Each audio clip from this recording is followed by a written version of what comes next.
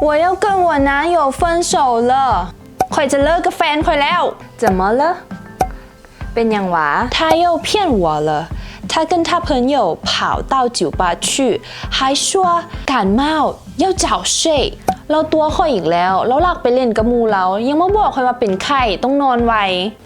สบายดีต้าเจียห่าวกลับมาพบกับตู้ไพธิดาในรายการมินิ Chinese Box ให้มินิ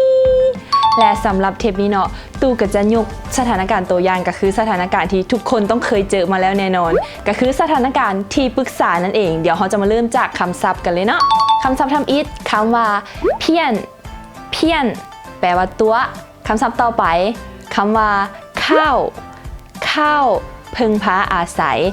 คำศัพท์ต่อไปคำว่าข่าวลือข่าวลือแปลว่าคิดทบทวน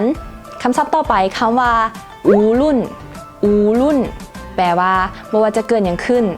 คำศัพท์ต่อไปคำว่าหลีคายหลีคายแปลว่าจากลาคำศัพท์ต่อไปคำว่าจิ๋วป้าจิ๋วป้าห้านกินดื่มและคำศัพท์สุดท้ายคำว่าเป่าเป้เป่าเป้แปลว่าที่หักเขามานำคำศัพท์เหล่านี้ไปสร้างเป็นสถานการณ์ตัวอย่างกันเลยเนาะ喂喂 hello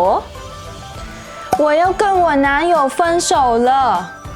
我要跟我男友分手了ข่อยจะเลิกกับแฟนข่อยแล้ว怎么了怎么了เป็นอย่างหวะ他又骗我了他跟他朋友跑到酒吧去还说感冒要早睡他又骗我了他跟他朋友跑到酒吧去还骗我说感冒要早睡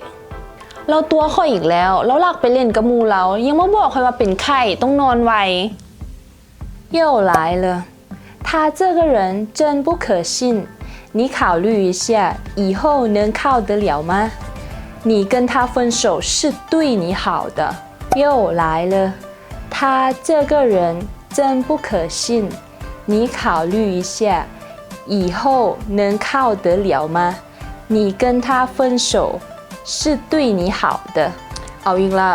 เราน่าจะเป็นเสือบ่ได้เนาะเพื่อลองคิดดีๆเบิ่งว่าต่อไปเพิ่นสิเพิ่งพาใส่เราได้บ่เพิ่นเลิกกับเราให้มันดีแล้วแหละ你说的对我讨厌他还是你最好那我挂了啊拜拜你说的对我讨厌他还是你对我最好那我挂了呀拜拜จะว่าถึงแล้วข่อยสั่งเรามีแต่เจ้านี่แหละดีกับข่อยที่สุดฉันข่อยวางก่อนเด้อบ๊ายบาย好吧我陪你随时可以来找我好吧我陪你随时可以来找我โอเคเขาจะอยู่กับเพื่อนเองเพื่อนมาหาเขาได้ตลอดเวลาเลยเด้อ5 minutes later 宝贝无论发生什么事我都不会离开你宝贝无论发生什么事我都不会离开你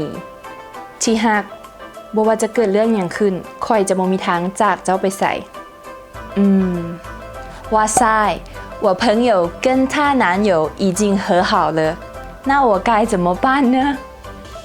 哇塞我朋友跟她男友已经和好了那我该怎么办呢